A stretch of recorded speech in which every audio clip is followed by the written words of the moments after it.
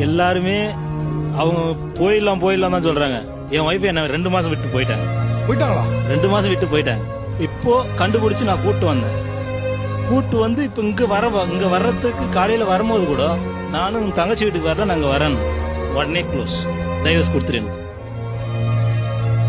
ஏமா எமோஷனலா பிளாக்மெயில் பண்ணல நீங்க? இல்ல சார், எனக்கு கல்யாணம் ஆகி 12 இயர்ஸ் ஆகுது. சோ எனக்கும் அவருக்கும் ஏஜ் டிஃபரெண்ட் இருக்கு. நான் சொல்லி கொடுத்தாலும் அவர் கத்துக்க மாட்டாரு. ஒரு ஸ்டேஜுக்கு மேல என்ன ஆயிடுச்சு அப்படின்னா செட் ஆகல. இந்த இன்ஸ்டாகிராம்ல இந்த ஜோடியா பண்றாங்கல்ல சார், அந்த மாதிரி பண்ணோம்னா நிச்சயமா நமக்கு வர்றதில்ல. இந்த மாதிரி ஒரு போட்டோ கூட எடுக்க மாட்டார் சார். அது கூட சார் கத்து கொடுப்போம். போட்டோ அவங்க ஒரு போட்டோ பைத்தியம். நான் ஓபனா சொல்லிடுறேன், ஒரு போட்டோ பைத்தியம். இப்போ நீங்க பிரேக் விட்டீங்க பாருங்க, அப்ப கூட பாத்தீங்கன்னா ஹீல்ஸ் போட்டோ, எந்த நேரமும் ஹீல்ஸ் போட்டோ. ஏதாவது ஒரு ஃபங்க்ஷனுக்கு போங்க, ஒரு 50 போட்டோவாவது எடுப்பேன். ரீல்ஸ் கூட ஓகே, போட்டோ கூட யாருமே எடுத்தது இல்லையா? அது நான் ஆசைப்பட்டது தப்பா? ஒரு பேசிக்கான ஒரு விஷயம் தான். ரீல்ஸ் பண்ணாதுக்குலாம் டைவர்ஸ் கேட்டா என்ன நியாயம்? சார் நான் அவர் கூட தானே சார் ஆசைப்படுறேன். இல்ல மாம், எனக்கு பிடிக்கிறத செஞ்சுட்டு போய. அது பிடிக்கலன்னா டைவர்ஸ்.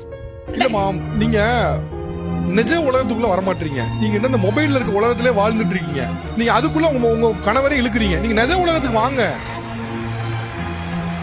உங்களோட இல்லற என்ன, நீங்க வந்து ரீல்ஸ் பண்றதுல மட்டும் தான் இருக்கா? சார் அதுல மட்டும் இல்ல சார், எல்லாத்துலயும் இருக்கணும்ல சார். எதுவுமே சார், ஒரு வெளில போனா டீசெண்டா உட்காந்து சாப்பிட கூட தெரியாது. கேட்டா நான் படிக்கல, என்ன விட்டுரு, எனக்கு தெரியல. அப்ப நான் யார்கிட்ட எதிர்பார்ப்பேன்? எவ்வளவு கத்து கொடுத்தாலும் கத்துக்க மாட்டாரு. எதுவுமே சின்ன விஷயம் இவ்வளவு பேசுறாங்க.